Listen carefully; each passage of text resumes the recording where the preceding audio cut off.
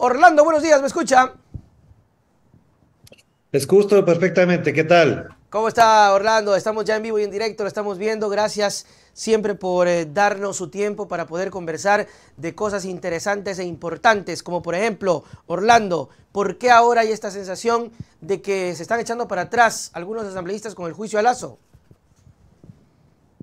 Bueno, me imagino porque la noticia del día que tenemos ahora en marcha es que ya tenemos candidato a la presidencia de la República en el año 2025. Claro, Ya sabemos por el señor Pablo Arosemena, al que usted tanto aprecia y tanto quiere por la valía intelectual, académica, lo vi. intelectual en general que tiene el señor Pablo Arosemena, nos ha anunciado con tanto regocijo, con tanta fanfarria, que vamos a tener candidato a la presidencia nada más y nada menos que del señor Guillermo Lasso Mendoza. Entonces, por lo tanto, si va a ser candidato a la presidencia, se va a querer reelegir, quiere decir que tiene todas las condiciones y todas las garantías y todas las cuentas pero bien alimentadas para que los asambleístas, por ejemplo, algunos de Pachacuti, de la izquierda democrática y algunos aquellos que se precian de periodistas, voten en contra del juicio político al señor Guillermo Lasso. Dos cosas, haciendo referencia a eso, Orlando, esta es una clara muestra de que definitivamente están en una burbuja, pero ya descarada, es decir, o sea, el PANA no ven resultados, no ven encuestas, ok, no creen, puede que no crean, pero no solamente son encuestas aquí, sino a nivel internacional, pero además el resultado de las elecciones del 5 de febrero, o sea, todo eso para ellos es una gran mentira y luego te dicen, no, Lazo, y te lo firmo, no, y acuérdense, será reelecto, o sea, con una seguridad que te da miedo. Sí, eso es clave también decirlo porque, a ver, digamos que es una parte importante, sí, pero la otra es que ha sido una práctica, ha sido una constante, ha sido un comportamiento un poco extraño, un poco psicológicamente hablando, muy discutible, de construir unas verdades a partir de unas ciertas corrientes de opinión que lo sustentan los hijos bobos, los nietos bobos, lo sustentan los titulares y las portadas del diario La Hora, del diario El Universo, los comentarios del señor Alfonso Espinosa de los Monteros, etcétera, etcétera. Es decir, ellos juegan a partir de un libreto narrativo desde los medios, de un relato político que incluso cuenta con el apoyo internacional de tres presidentes desprestigiados, de un secretario de la OEA prácticamente denigrante desde cualquier punto de vista, y eso parecería que a ellos les regocija. Y no nos olvidemos que así fueron los últimos 10 años de la construcción de la candidatura del señor Guillermo Lasso Mendoza, a partir de, por ejemplo, ofrecer una serie de cosas que nunca las iba a cumplir. Aquí hay una patología política muy grave, confundir los deseos y los mensajes de los medios con la realidad. Mm, Que no hayan entendido el mensaje del 5 de febrero ya es un problema de patología política muy grave. claro, Que al mismo tiempo, sigue. sí, sí, pregúntame No, sigue nomás. Orlando, sigue.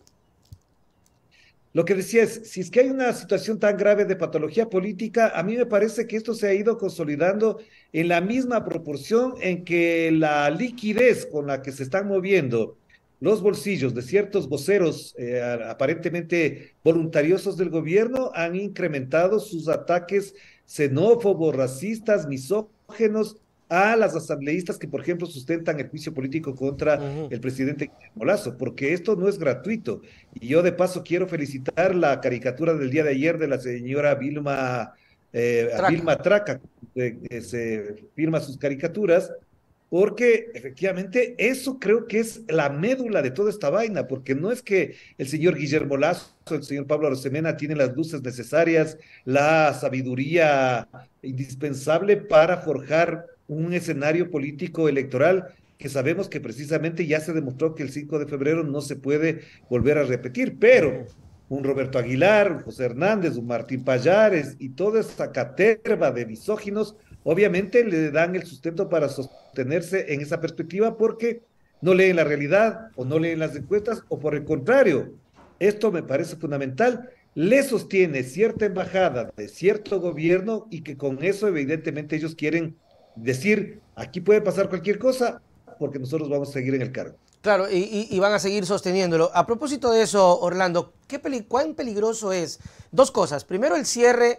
de este portal que me pareció escandaloso los sueldos que se denunciaban. Hablamos de 4 pelagatos. Sinceramente nunca vi un trabajo, y lo dije en el noticiero, o sea, como veo en Pichincha, comunicaciones de transmisiones, lo que yo veía era artículos o escritos, a veces que veía.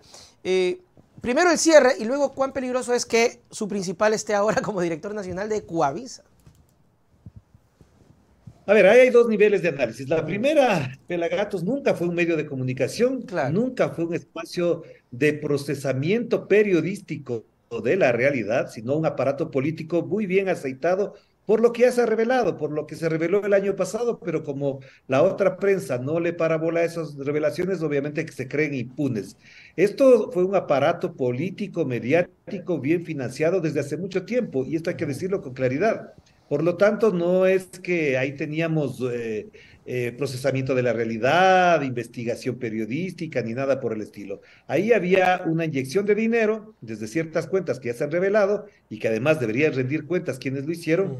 Y lo segundo, que José Hernández, a quien yo considero y respeto como un trabajador de la comunicación, yo trabajé con él en el diario El Comercio, entiendo muy bien su lógica periodística y al frente de Coavisa me parece que va a repetir y reproducir lo que intentó hacer con la revista Vanguardia, lo que intentó hacer en el diario Hoy, al que prácticamente él lo sepultó, prácticamente lo dejó cerrado y ya acabado. Va a repetir el libreto de la derecha ecuatoriana que apunta a que, primero que nada y sobre todas las cosas, no vuelva Rafael Correa al Ecuador, el correísmo se hunda, ese es su propósito fundamental. A ellos les puede venir cualquier cosa menos del correísmo, puede regresar Lucio Gutiérrez, Lenín Moreno, Maguac. no les importa eso, pero con tal que no vuelva el correísmo, eso es su propósito. Y segundo, obviamente es lo que acabamos de mencionar, porque Nelson, esta parte es muy importante. Crear un imaginario en la gente de que primero el señor Guillermo Lazo es el demócrata que requiere este país.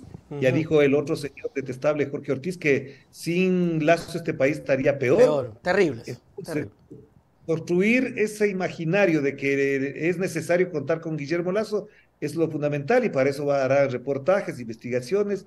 Y tercero, que me parece fundamental, es estigmatizar cualquier jugada político-democrática de la Asamblea Nacional. Y para eso están ahí, pues para eso se les paga bonitos sueldos, después nos rinden cuentas de dónde sale.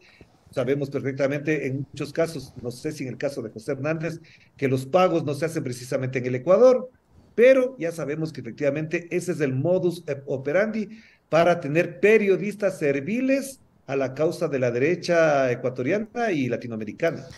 Pero hay una cosa que es importante acotar. Sí, es verdad, es cierto. De hecho, cada escrito que salía era siempre hablando contra de lo que hacía alguna asambleísta, incluso insultándolas. Y la misión siempre fue evitar, pero volvió. O sea, hay que ser recontra que ciego e ignorante para no darse cuenta que de una u otra manera el correísmo volvió. Ganaron, o sea, ganaron las principales ciudades, las principales prefecturas y volvió. Entonces, esto sería como una especie ok, volvió, pero hay que apuntalar ciertas cosas para que no llegue lo macro que sería el 2025.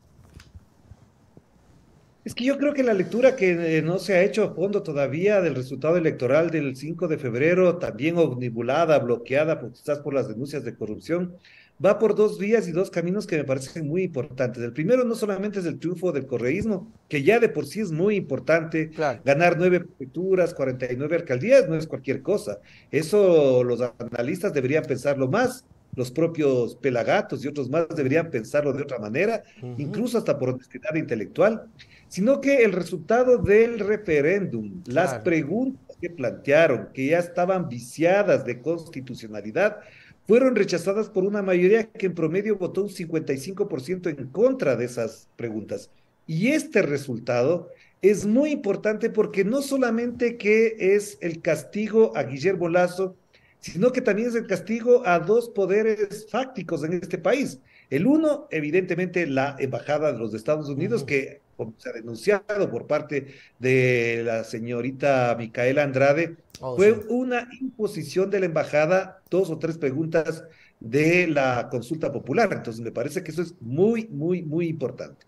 Dos, me parece que también es un castigo a todo ese aparato propagandístico que tiene el gobierno que quiso deslegitimar a la asamblea, que quiso deslegitimar a los partidos políticos y por supuesto el uso protervo de los temas del movimiento indígena y de los ecologistas en las preguntas 7 y 8 es un castigo rotundo.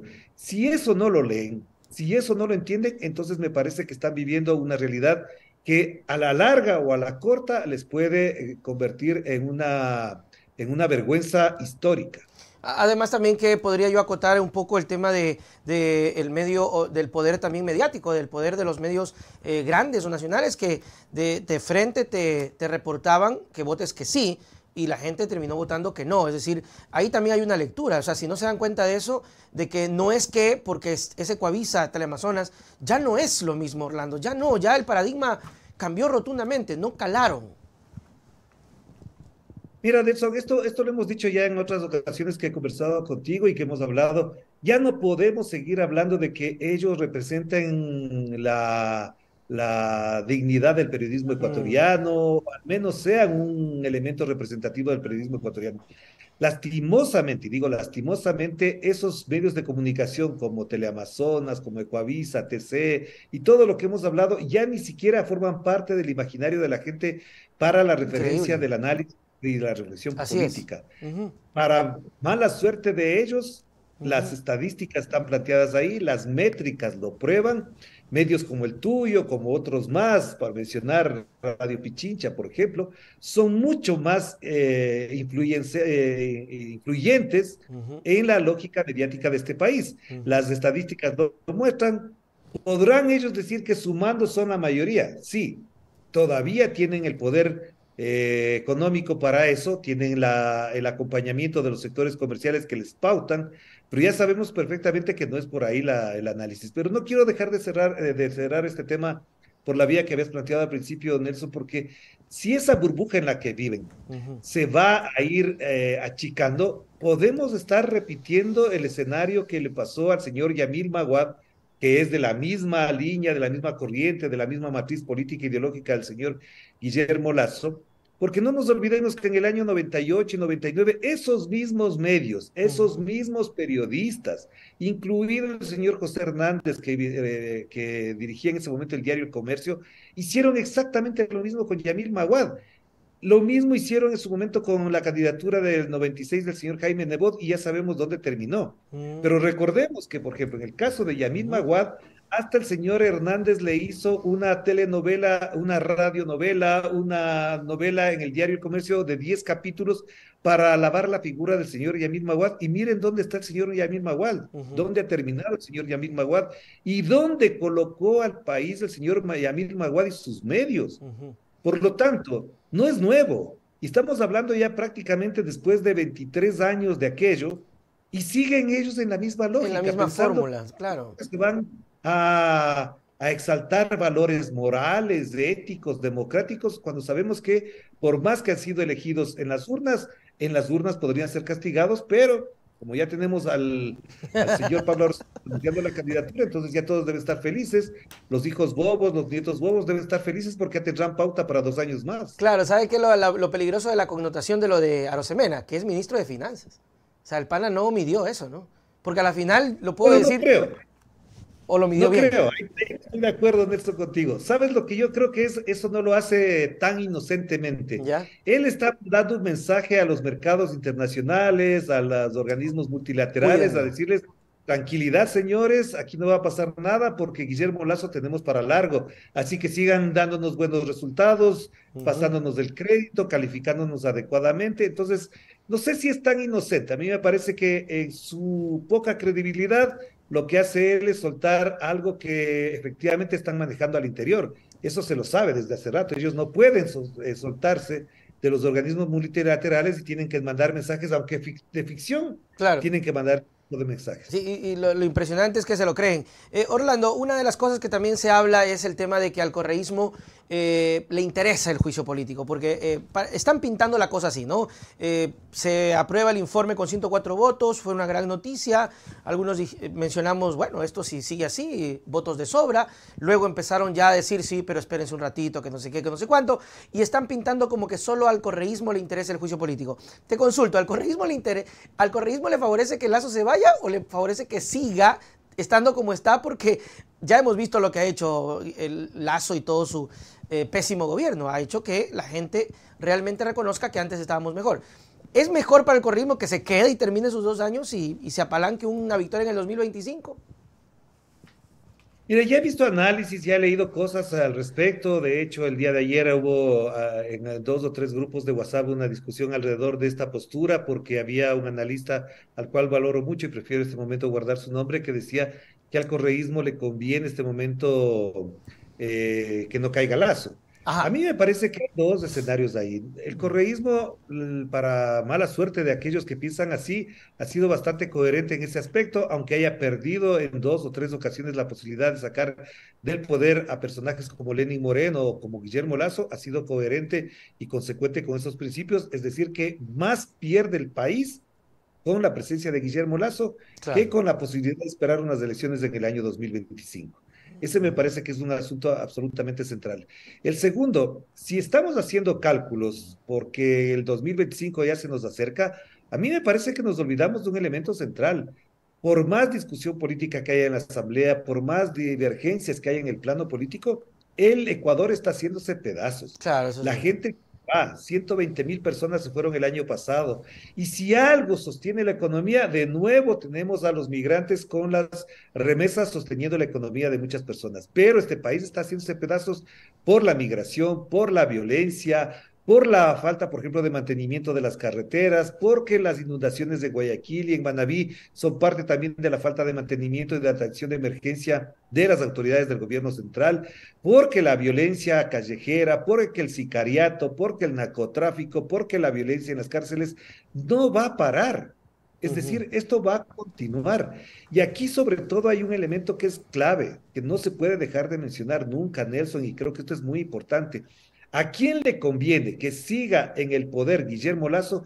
Es al sector financiero, que ha sido denunciado por varias instituciones que han revelado cómo se lava tanto dinero en el sistema financiero. Ujú. 3.500 millones dicen unos, 5.000 millones dicen otros.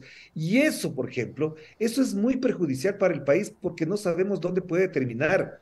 No creo que incluso lleguemos a la situación de México ni de Colombia, porque esas 2 economías, para bien de esos países, eran tan sólidas, tan fuertes, que incluso aplacaban y competían en el negocio del narcotráfico con empresas y con instituciones económicas muy fuertes en México como en Colombia. Aquí no es igual. Algunos dicen vamos a llegar como México, no, vamos a ser peor que México y que Colombia porque nuestra calidad, nuestra productividad es menor, y lo que está haciendo el narcotráfico, lavando activos, lavando plata a través de las personas que han sido denunciadas, obviamente a quienes les interesan es, no importa si hace pedazos el país, cojo mi plata y me voy a Miami y paso el resto de mis días Ujú. en Miami, o por ejemplo como el señor Lenín Moreno que está en Paraguay. Sí. Así que no creo que sería sensato de parte del correísmo si alguien pensara desde el correísmo que es mejor tener a Guillermo Lasso en el poder para ganar las elecciones del 25, porque yo me imagino Claro. que el país que recibiríamos en el 25 de continuar Guillermo Lasso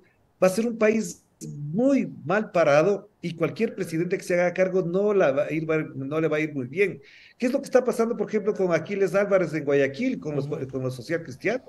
O Ujú. sea, recibir una ciudad como es la ciudad de Guayaquil, después de casi 30 años de administración social cristiana, para que en la primera semana le digan que no es capaz de administrar una ciudad que está hecho pedazos, obviamente ese es el propósito, dejar hecho pedazos, irse con su plata. ¿Usted cree que Nelson y quienes nos ven y nos escuchan, que la señora Cintia Viteri se va a quedar a vivir en Guayaquil, a pasearse por el centro, por ahí? No, va No, a no. coger su plata y se va. Generalmente no pasa. La mayoría de estos personajes no se quedan en Ujú. Guayaquil. Para ellos, Guayaquil es un centro de hacer plata y no necesariamente para vivir bien.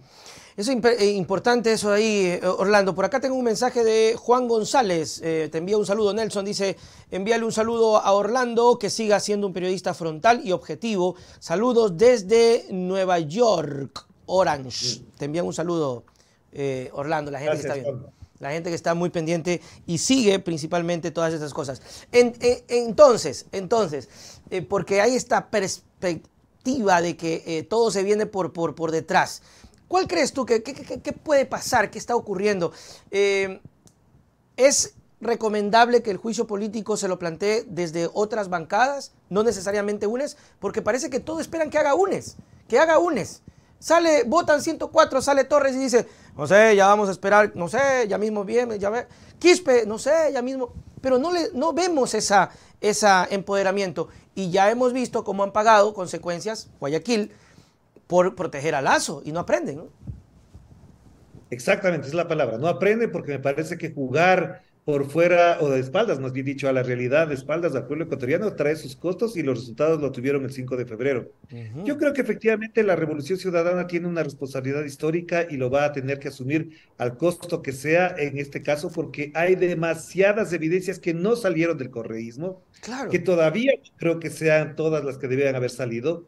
Me parece que las revelaciones hechas por la Posta y otras personas más, los documentos que tiene la Comisión de Investigación de este caso, no han sido del todo tratados, porque además del bloqueo mediático es muy fuerte, y porque creo que hay algo más sospechoso, Nelson, y a propósito de esto se me viene a la mente algo que lo he estado pensando en estos días.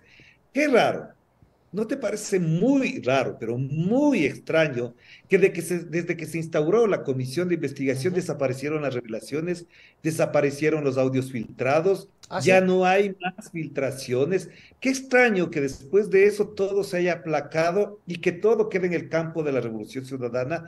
O ellos creen, hay dos posibilidades, o ellos creen que le lanzaron una cascarita de plátano a la Revolución Ciudadana para que caiga, o por el contrario, lo más peligroso sería, no tengo pruebas, pero me parece que algo está por ahí sonando, es que estas revelaciones y estas denuncias en principio fueron un ajuste de cuentas entre grupos o bandas o grupos criminales que se disputan determinados mercados, determinadas zonas. Y eso sería mucho más lamentable. Por eso me parece sospechoso que ya no aparezcan más revelaciones, que ya no haya personas que filtren audios de conversaciones ni nada por el estilo, y que al mismo tiempo nadie se haya preocupado, y ahí me incluyo, nos incluimos y demás, en saber dónde está el señor Cherres, dónde está el señor Danilo Carrera, por dónde se mueven ellos, quién los protege, quién los cuida, para saber hasta dónde son responsables o en qué medida son tan responsables de lo que se denuncia. A mí me parece muy sospechoso esto que pasa, te lo digo con absoluta sinceridad y además sensatez, Nelson. De pronto, los responsables de que se investiguen estas cosas ya no son los de la posta, ya no son los enemigos del gobierno de los socialcristianos, sino que son los responsables de la inestabilidad, los de la Revolución Ciudadana. Es decir, sueltan, votan la porquería y resulta que la porquería solamente la asume la Revolución Ciudadana. Entonces, esto es muy sospechoso y a mí me parece que el gran debate nacional tendría que ser algo que yo siempre estoy planteando. Este país, Nelson, este país de ecuatorianos, de ecuatorianas, necesita un baño de verdad. Díganos a todos, ¿quién protege a quién? ¿Quiénes son responsables de qué? ¿Cuánto se los paga a los medios de comunicación, a los tuiteros, a los hijos bobos para poder sostener este relato político?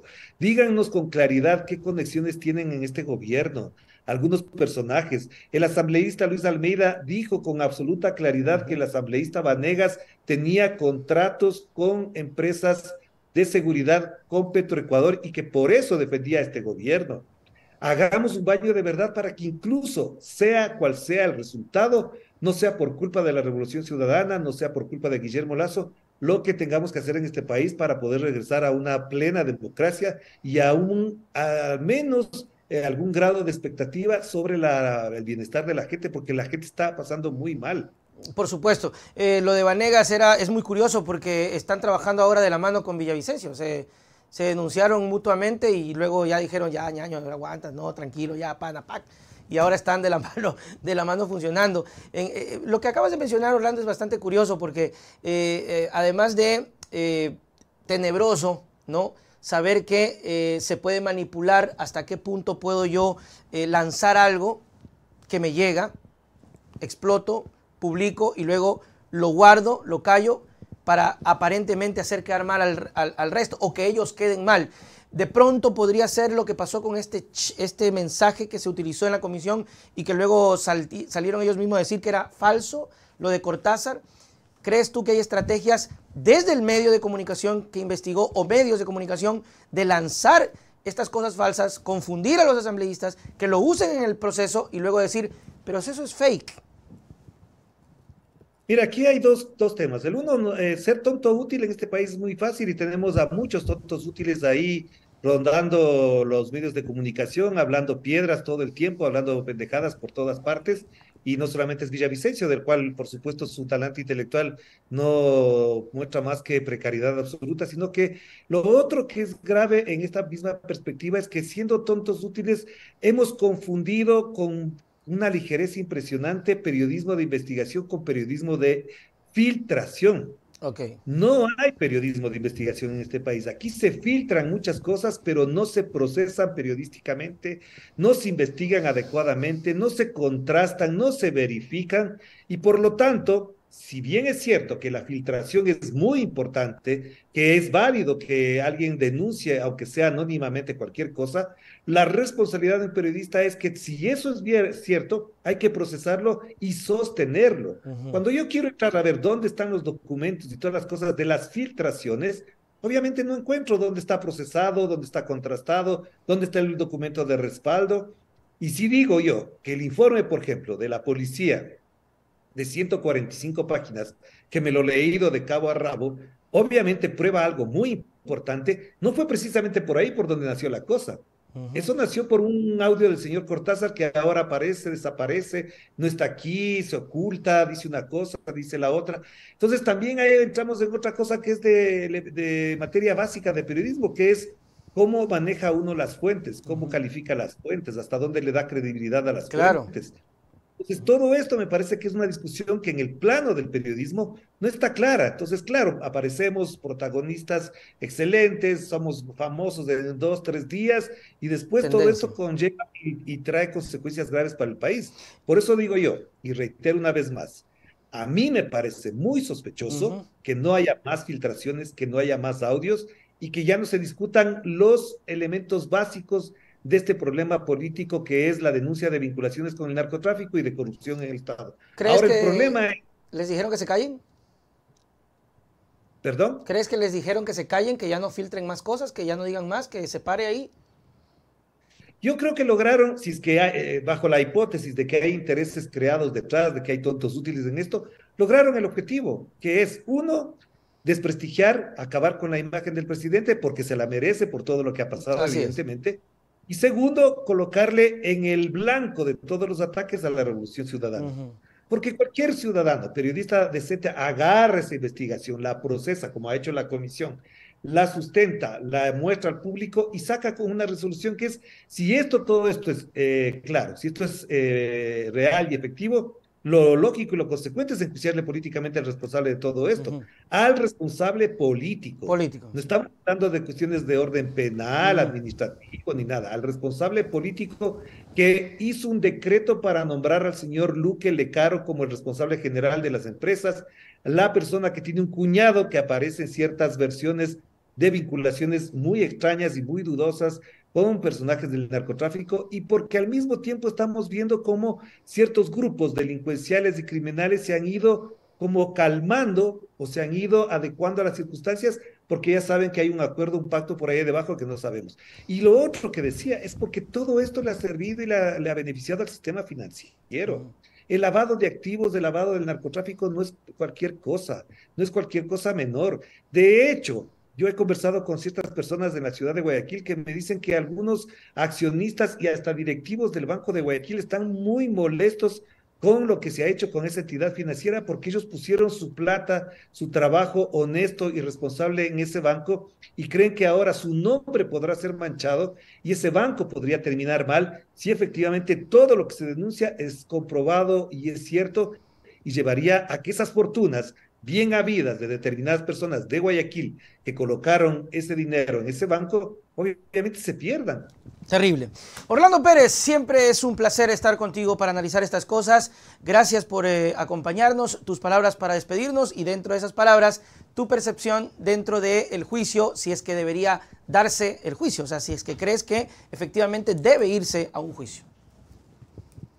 Obviamente hay que ir a un juicio. Un juicio es eso, es un espacio donde se discute, se argumenta, se hacen pruebas de cargo, de descargo, y a mí me parece que es fascinante para los periodistas, para el análisis político, encontrar en el juicio político elementos que puedan ir probando no solamente el comportamiento de los actores, sino cómo este país ha sido manejado en los 2 últimos años y quizá desde mucho antes, porque el señor Guillermo Lasso no es que gobernaba del 2021, sino que co-gobernaba con el señor Lenín Moreno, y ya sabemos dónde está el señor Lenín Moreno, que ese es otro tema del cual podríamos hablar. Yo les invito a ti y a otras personas a que vean el libro que publicamos con Ruta Crítica, que se llama El peor presidente de la historia, donde todo esto que ahora se dice, nosotros lo habíamos publicado en mayo del año 2021. ¿Dónde lo Ya lo encuentran? habíamos publicado. Y entonces, obviamente, uno dice, ahí está, uno de los libros más vendidos del año 2021, te lo digo, con pruebas, con cifras además, pero obviamente no estaba en las portadas ni de Vistazo, no estaban en los análisis de los medios, pero ese libro ya probaba muchas cosas de esas.